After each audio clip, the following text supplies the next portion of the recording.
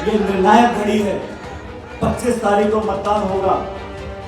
आप सबकी वोट, 36 कौमों की वोट, चारों धर्म के लोग मिलकर ये संकल्प ले लें कि हम कोई वोट खराब नहीं करेंगे। संदेश दिल्ली जयपुर तक जाना चाहिए।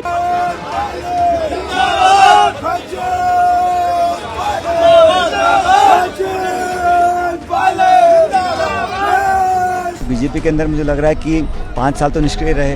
अब उनको लगता है कि इतिहास गवाह है कि हर बार 5 साल में सरकार बदलती है तो हम ऑटोमेटिकली सरकार में आ जाएंगे। तो सब लोगों को, किसी को मंत्री बनना है, किसी को मुख्यमंत्री बनना है, तो वो खींचतान ज़्यादा है भाजपा। ये भ्रम टूट गया कि बीजेपी को हम हरा नहीं सकते हैं। हराएंगे। कांग्रेस पार्टी चुनाव जीतेगी। बीजेपी के तमाम कोशिशों के बावजूद माहौल हमारे पक्ष में है। कार्यकर्ता उत्साहित हैं।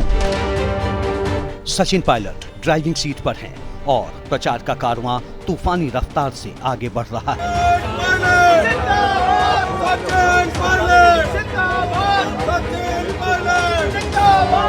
4 व्हीलर को ड्राइव कर चुनावी सभा तक पहुंचना, ये सचिन पायलट की राजनीति का स्टाइल है जो युवाओं को खासा पसंद आ रहा है। तो हेलीकॉप्टर की आसमानी परवाज सियासी तपिश पैदा कर रही है।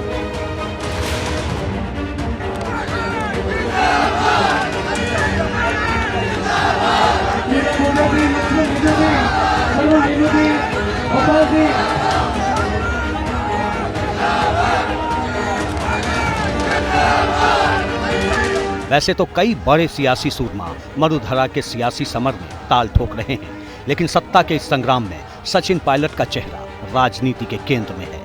राजनीतिक पंडितों की नजर सचिन पायलट की करिश्माई राजनीति पर है।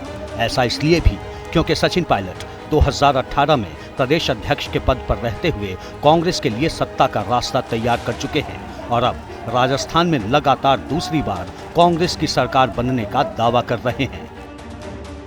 देखिए, जो फीडबैक मुझे मिला है, जो दौरे हम लोगों ने किए हैं कार्यकर्ताओं का, जनता का, मतदाताओं का, उसे देखकर लगता है कि आप लोग चाहते हैं कि एक बार दोबारा मौका पार्टी को दें। पर हम चाहते हैं कि हमारे काम और हमारा जो पार्टी का मैनिफेस्टो है, जिस संगठन और सरकार ने मिलकर काम किया है, उसके आधार पर जनता में विश्वास पैदा हुआ है। सचिन पायलट जीत का दावा जरूर कर रहे हैं, लेकिन यहाँ गौर करने वाली बात ये भी है कि 2018 विधानसभा चुनाव के अगले ही साल 2019 में हुए लोकसभा चुनाव में कांग्रेस सभी 25 सीटों पर चुनाव हार गई थी। दूसरा, राजस्थान का चुनावी इतिहास भी कांग्रेस के पक्ष में नहीं है। राजस्थान में 1998 के बाद कोई भी पार्टी लगातार दूसरी बार सरकार नहीं बना पाई है। आखिरी बार 1990 और 1993 में बीजेपी को लगातार 2 बार बहुमत मिला था। यानी कांग्रेस के सामने राज नहीं, सियासी रवायत को बदलने की चुनौती है।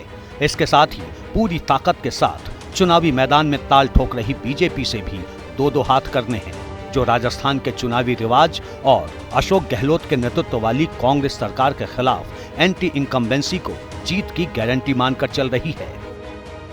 कांग्रेस पार्टी लोगों का भी भला नहीं करते हैं और खुद अपने पार्टी को ही धोखा देने वाले एक मुख्यमंत्री इधर है। तो इसीलिए मुझे लगता है 2/3 से ज़्यादा मेजॉरिटी से भारतीय जनता पार्टी जीत जाएगी और सक्षम और एक स्टेबल सरकार हम रचाएंगे। अशोक गहलोत जी की सरकार ने अभी तक इस प्रदेश के साथ छलावा करके, कपट करके राज करने का काम किया है। 4 साल तक पिटारा खोला नहीं, लोगों को दुखी करने का काम किया और फिर जख्म के ऊपर नमक डालने का काम किया। ये सब हमारी राजस्थान की जनता बहुत ही समझदार है और जानती है कि उन्होंने क्या किया है और मुझे पूरा विश्वास है कि एक जोरदार तरीके से इसका रिजल्ट भारतीय जनता पार्टी के फेवर में आएगा। राजस्थान के रण क्षेत्र में बीजेपी का एजेंडा बिल्कुल साफ है। हालांकि बीजेपी के एजेंडे भगवा ब्रिगेड के दावों और वायदों में कितना दम है, 25 नवंबर को जनता इसका फैसला करेगी। सचिन पायलट को यकीन है कि राजस्थान के मतदाताओं की मुहर कांग्रेस सरकार के कामकाज पर लगेगी। बीजेपी के पास कोई दम नहीं है। उनको सिर्फ मजहब के, धर्म के, मंदिर के, मस्जिद के मुद्दे आते हैं। खाद, बीज, बिजली, पानी, सड़क, शिक्षा, चिकित्सा, नौजवान, इन मुद्दों पर चर्चा करने की उन्हें हिम्मत नहीं है, क्योंकि डिलीवरी हमने करी है और वादे वो करते हैं। पब्लिक सब जानती है। सचिन पायलट कमोबेश हर चुनावी सभा में बीजेपी की आस्था वाली राजनीति पर चोट कर रहे हैं। बीजेपी के राम मंदिर और धारा 370 वाले बयानों का जवाब महंगाई और बेरोजगारी जैसे मुद्दों से दे रहे हैं। लोगों को बता रहे हैं कि बीजेपी ने पिछले 5 सालों में राजस्थान के लिए क्या किया। बीजेपी ने विपक्ष में रहते हुए कोई बहुत बड़ी भूमिका नहीं निभाई। पब्लिक से जुड़ाव नहीं हो पा रहा है। उसका स्वाभाविक लाभ कांग्रेस पार्टी को मिलेगा। देश में जो ज्वलंत मुद्दे हैं, महंगाई का, बेरोजगारी का, वो सब 9 साल के केंद्र की सरकार का शासन देख चुके हैं। इसलिए लोग अब मन बना रहे हैं कि कांग्रेस ही बेहतर विकल्प है, तो राजस्थान में अच्छे बहुमत के साथ अब सरकार बनाएंगे।